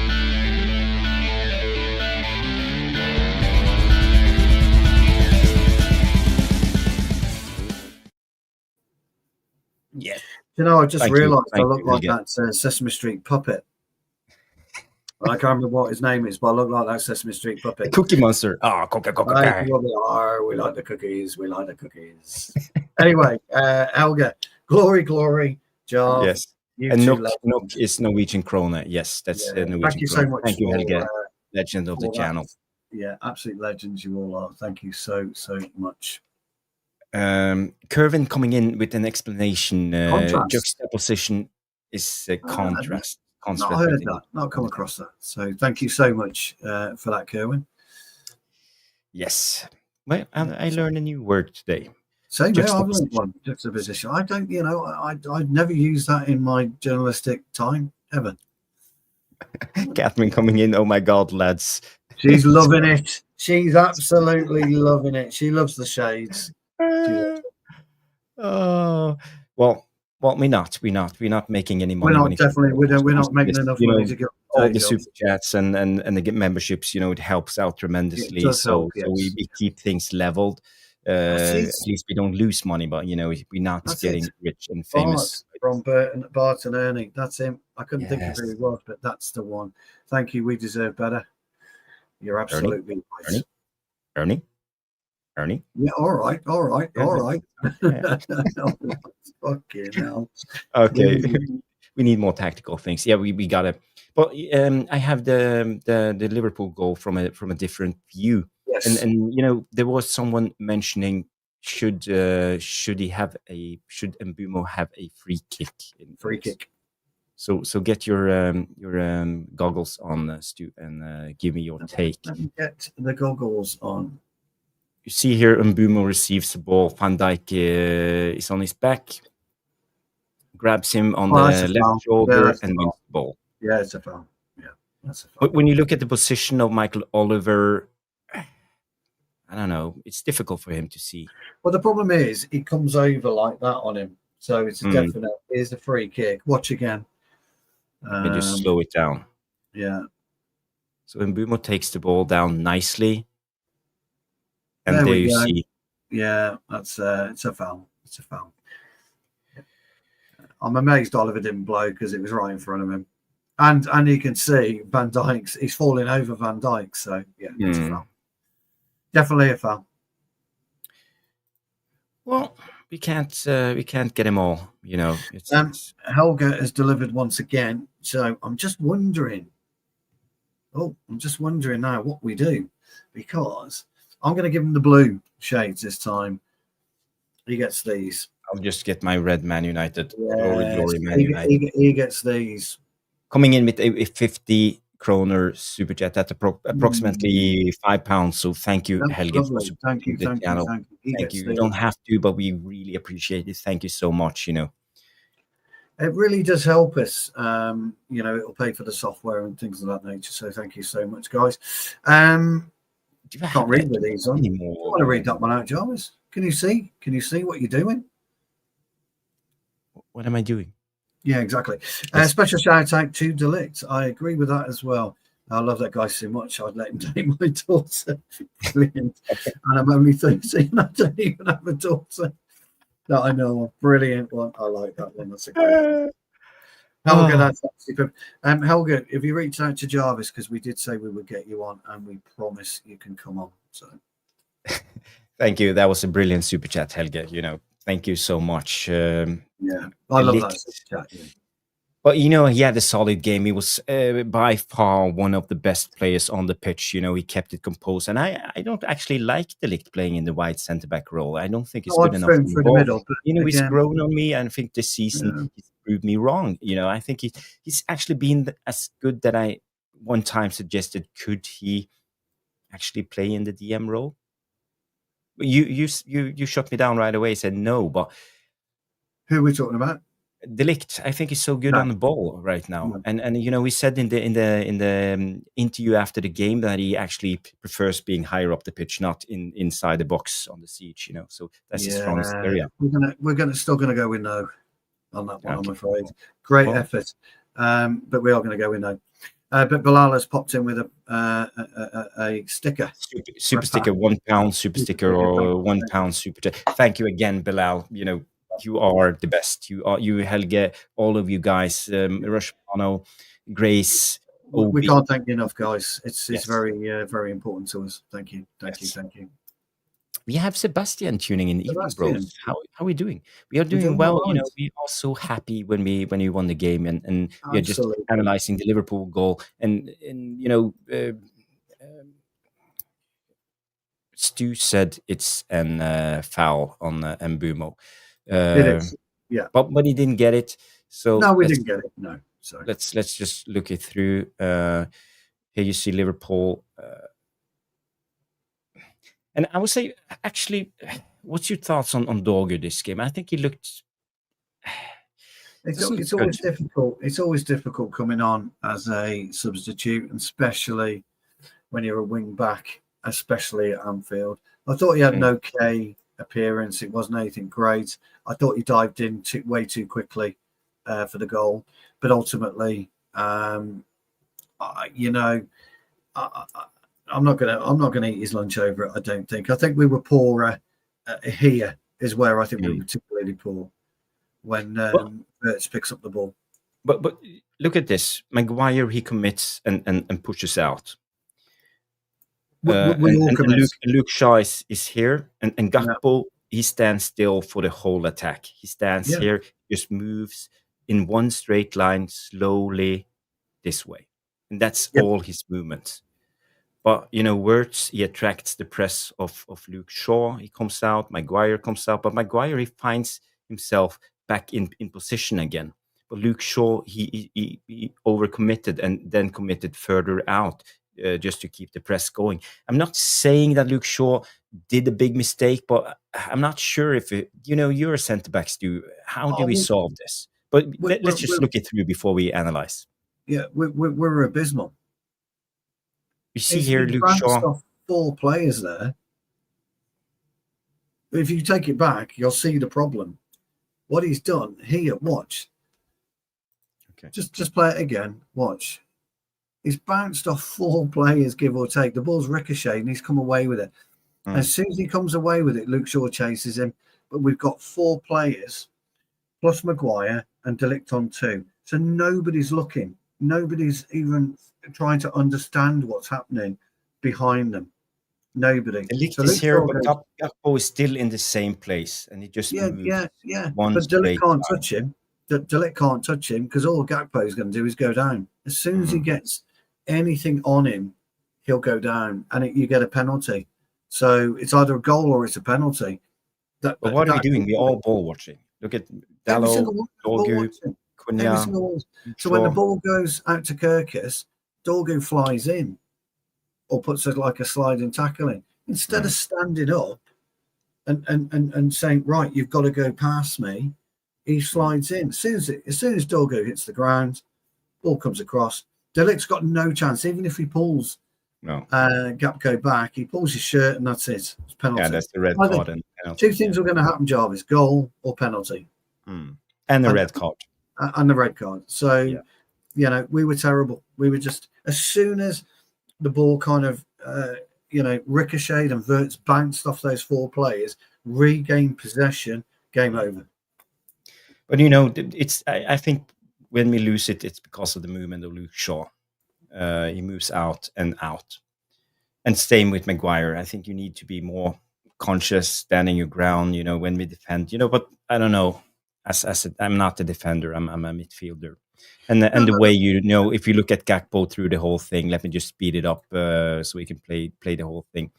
Look at Gakpo; he stands still for he doesn't move. Yeah, full attack. He stays, and then almost misses. From yard. A big shout out to Kai Gozo, by the way. He's an absolute legend, this lad. Coaches in Holland, really knows his stuff. Kai, if you are listening and still in, reach out to me. We'd love to get you on. You'd be a more than welcome guest, pal. Absolute legend. Kai. Yeah, he's brilliant. Knows what. Yeah. Very good. He's into music as well. He's in the music industry as well. So, really good guy. Really good guy. Coming in. So we'll get Kai on because he's a top man. And Bilal coming in and saying, "No worries. The channel deserves it." Thank you so much, Bilal. Thank you. Mr. Potters is surprised Dalot stayed on. Yes. Well. Yeah. I think hooking Ahmed probably wasn't the right thing to do. I think Dalot should have made the move, but Amorim makes his decisions. He stands by them, and we got away with it today. Yeah. And Johnny K comes in. I also felt the same. You could tell the goal was coming. We were not clearing our lines well enough, and we should have got rid. And leaving Gakpo and Mart is criminal. And I think, I agree. But I think, under the pressure, under the stress, away Anfield, this is Liverpool. This is how they actually break down teams. This is, how many games have they won in the dying minutes? We used to have Fergie time. Liverpool now have the same. And 2-2. Keeping them away, I think it's difficult. And they actually, as I said, almost through the whole second half, committed a lot of men going into attack. They played a 4-2-4 formation with aggressive fullbacks, making it into a 2-2-6 formation at times. And for us defending against that, even with a back 5, it's super difficult. So Bilal comes in with the question: can we do a tactical breakdown of the Man United chance? Well, there's too many to go through, and we won't be able to go through a lot of them because of some few choice words. Yeah. Well, we can talk about the Rúben Amorim. Rúben Amorim. Yeah, I know it's a bit mundane, isn't it, and dull, that one. Yeah. Well. Let's have a look at the final goal, and then we will be done with all the live footage and clips. Let's see. It's buffering. Everything is buffering. So you just do a couple of questions, and I will see if I can sort it out. Yeah, let's see what else we've got. Let's have a look. Let's see. Yes, Sakai said, yes, lads, I've noticed one thing. We don't have defensive chemistry. We also don't scan the pitch most of the time, which is true, which is why one striker versus 3 centre-backs always leads us to conceding. No, totally agree with that. Danny P. Dorgu lunging into a block might have played Gakpo onside there. He did. Yeah, absolutely. The lunge was the reason he got played onside. Plus, it was easier for Kirkus to make the final sweep across. Lawrence, I thought Dalot played well within his limitations. Sure, technically better and a decent performance today, but a player like Dalot can always make critical mistakes. Yeah, absolutely. Yeah, that's the problem with Dalot. This wasn't one of his worst performances this season. He was steady Eddie, I would say, and he contributed. He had a long throw in at one time. So all in all, he was steady. He was steady. Now before we go to the super chat from Sunsheet, super chat. Thank you, Sunsheet. You're a legend. We have to do the goal. was a short corner. I think we took Liverpool off guard. Bruno found Embumo at the end of the box here, and we see Embumo taking the shot, and it's cleared off the back. I think it's off the back of the Italian guy, the striker who came on. It's Chiesa. Yeah, and it goes back against Bruno, and then he lobs it brilliantly into Maguire. So let's just have a look. Shot goes into the back of Chiesa. One touch pass from Bruno. I don't know how difficult it is, but I think it's 10 out of 10. Difficult being precise when it comes to this. And this is what you get from Bruno. It's not an easy pass. And Harry puts it away. Big slap. I want to see the pass from Bruno once more. And when you look at it, Liverpool, they look good. They are 1, 2, 3, 4, 5, 6 guys inside the edge of the 6-yard box. I think they are in control of this situation. And they never expected Bruno to be this precise on the first touch. And how did they lose Harry Maguire? He went up almost unpressed. Well, Harry did exactly what Gapco did. He stood still. If you watch where he was, as he's constantly looking at Bruno, constantly looking. So if you play it back a bit more before Bruno takes it, just watch him. He's constantly looking at where Bruno is. So he kind of stays. You've got 4 players within Harry Maguire's catchment area because they know he's the most dangerous player. Bruno just pops it in beautifully, but it's only Konate that makes the run. And in the end, there was 3 players converging around Konate, which gave Maguire the ring. Look at this. You see, there's a young guy called Benjamin Sesko who stands here. And Szoboszlai's eyes is directed on Sesko. He gets aware of Sesko at this moment. Konate has Maguire behind his back, so he's not aware that Maguire is unmarked. He believes Szoboszlai is there at this moment. So I think the decoy of Sesko here actually plays a role into this goal, and one of the reasons why Maguire is unmarked. Because you see here, Szoboszlai just let him go. Well, no, Szoboszlai put a little push. It was a penalty kick anyway. If you watch, you'll see it's a penalty kick. Watch now. Oh, no, go back.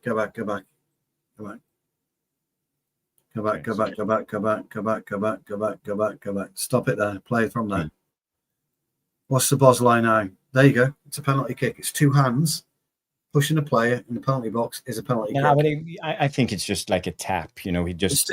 It's not even. No, I wouldn't. That would be too soft in my mind.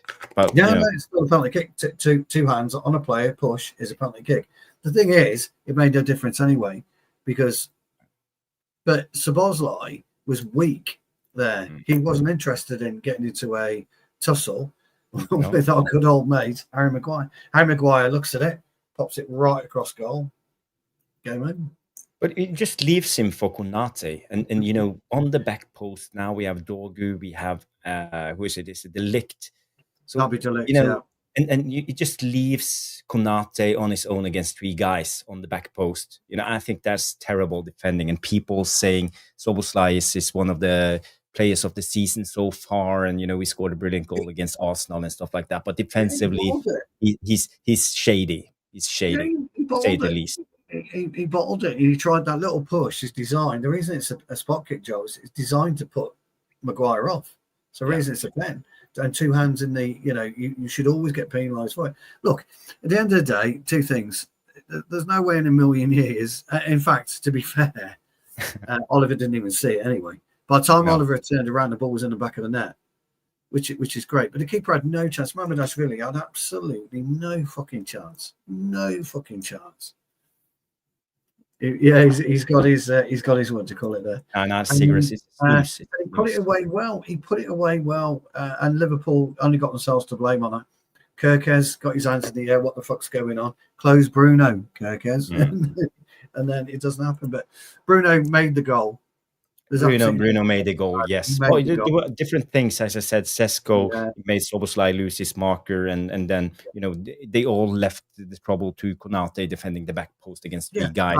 Look, And absolutely, it was a yeah, great yeah. finish by Maguire. The keeper had no fucking chance. And the Manes comes in. Oh, slabby, head is in. Yeah, nice one. Nice one.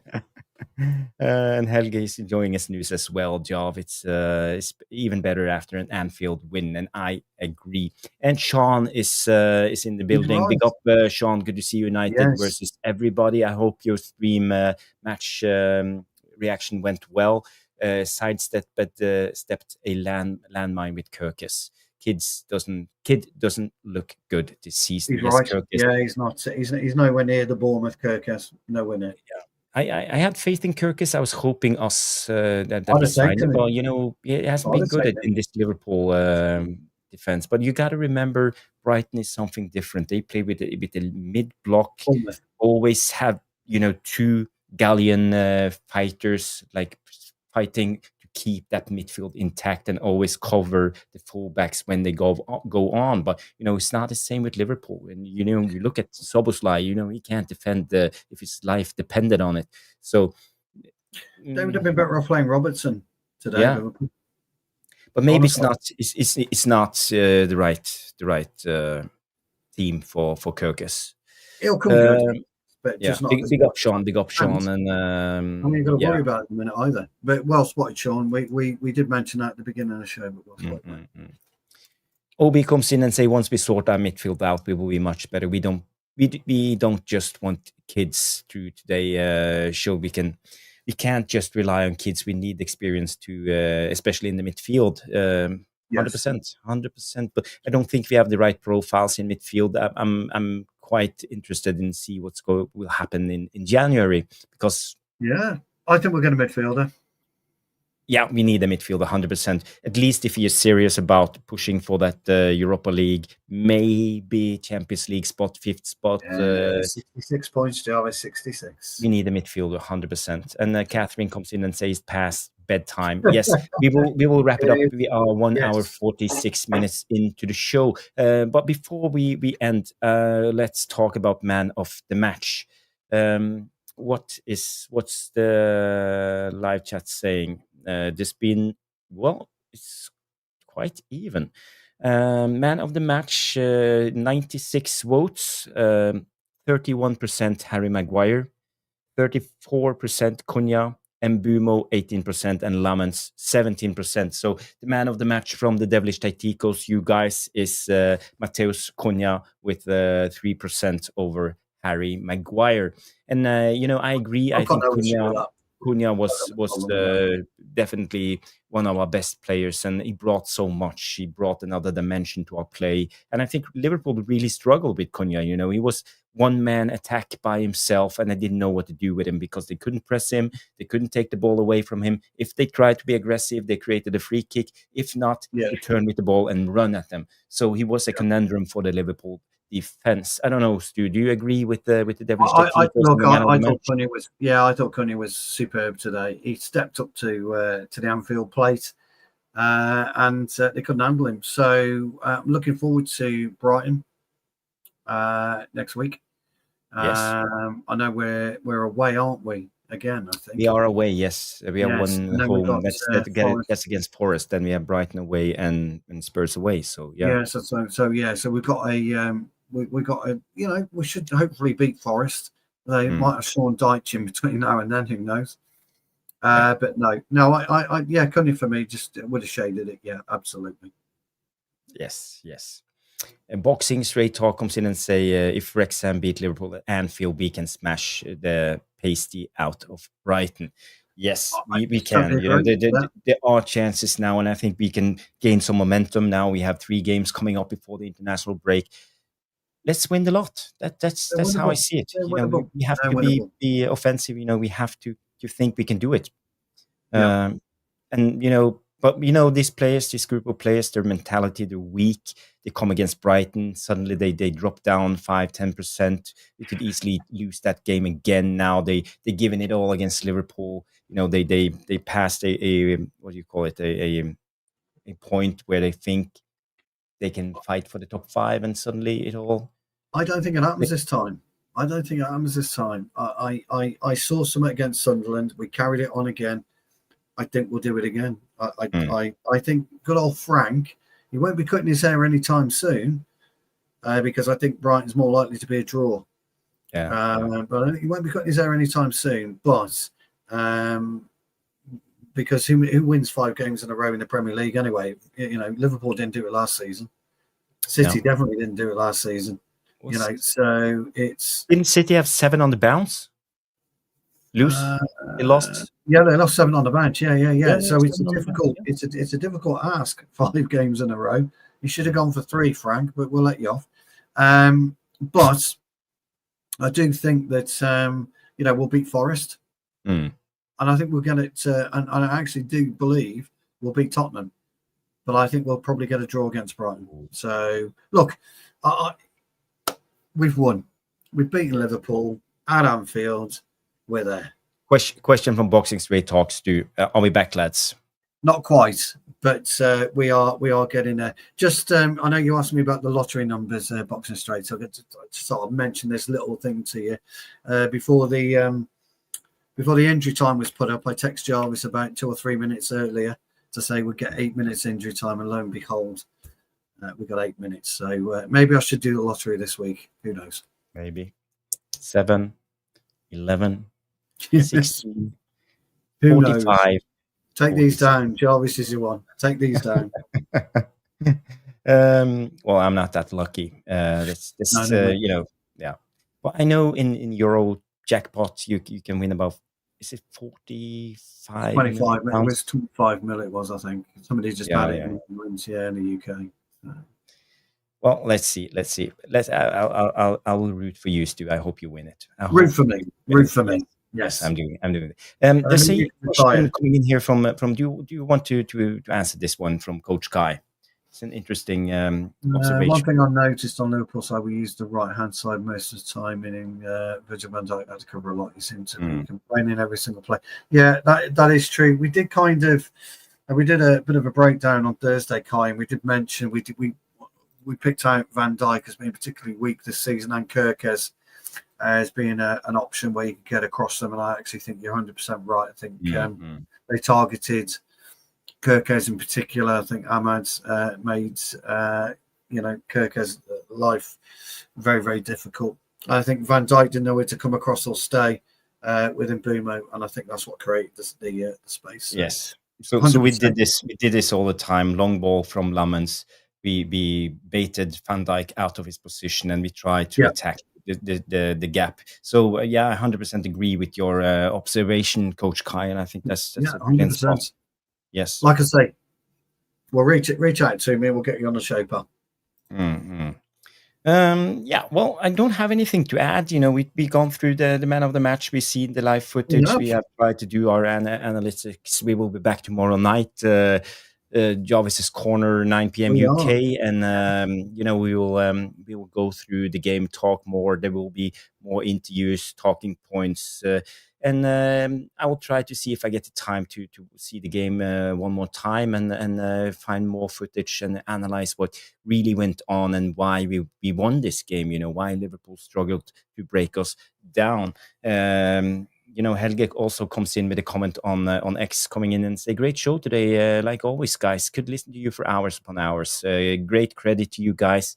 What a lovely feeling today. I'm living off for the next week. Big up, legends. Thank you, Mr. Helge, coming in as always. And Boxing Straight Talk always coming in and say, very enjoyable today. Great to beat Liverpool. And then with great stream, fellas, and the same from Obi. So thank you everybody for the support.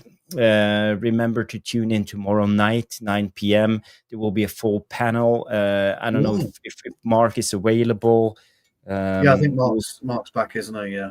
Yes, and hopefully maybe Noradin will join us. And I think Noradin is going live in an hour's time, and I will probably jump on his show and talk more about the game. So if you want more Jarvis, check out United Real Therapy in an hour's time.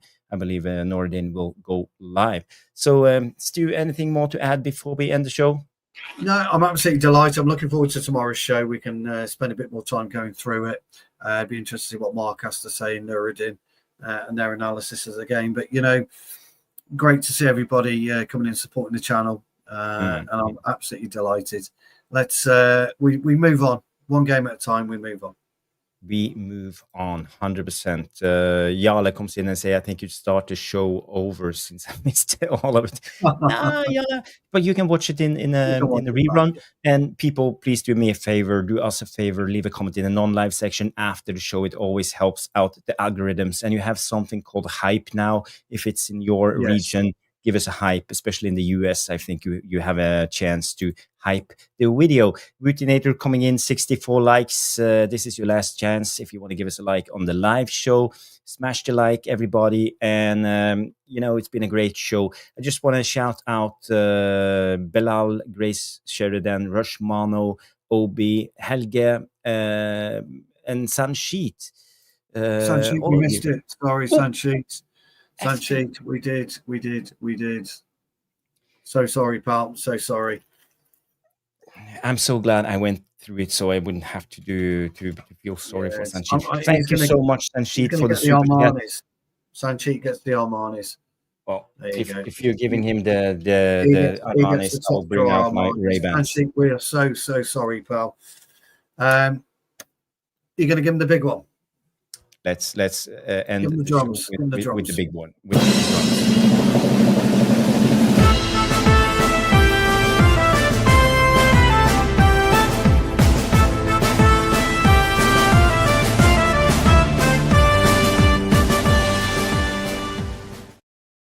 Sanchi, sorry. And he said, I had really no hope before the game, but we crossed the line with a huge win. Absolutely. Yes. I take with confidence, and we win 3 more. Glory, Man United, or as Pappy would say, go, Man United. And he says, Happy Diwali, which I believe is tomorrow, I think. I could be wrong, but I believe it's tomorrow. Happy Diwali, Sanchi. Yeah. Thank you for the super chat. You are a legend. I'm so sorry that we forgot your super chat. I'm That's our fault. Now producing this show while we are doing it live. It's not always easy. Thank you so much. And I just want to thank everybody. Sanshit, Bilal, Helge, Obi, Rushmano, and Grace for all the great chats, and the rest of you guys for coming in with comments. You don't have to super chat, but we appreciate all of you for this. Yeah. And Jale comes in with a quick one. Tromsø didn't do well today. Jarvis speaking, still trying to give Bodø/Glimt some competition. Okay, so my team in my region, Tromsø, they lost. Okay, it's a tough one, but it's still in the top 4 race, fighting for Conference League next year. So it will be interesting. And Bodø/Glimt is fighting for their, I think, 3rd consecutive league title in the Norwegian Premier League. Thank you for that update, Jale Malmin, the legend. So, yes, that was the end of the show. We will see you tomorrow night. Thank you, Sebastian. Thank you, Sebastian. Have a good night, everyone. If you want to see more Jarvis, tune in to United Real Therapy in about an hour, and with the bird coming in with a good night. Thank you, Vicky, for tuning in, and thanks you all. Good night, darling.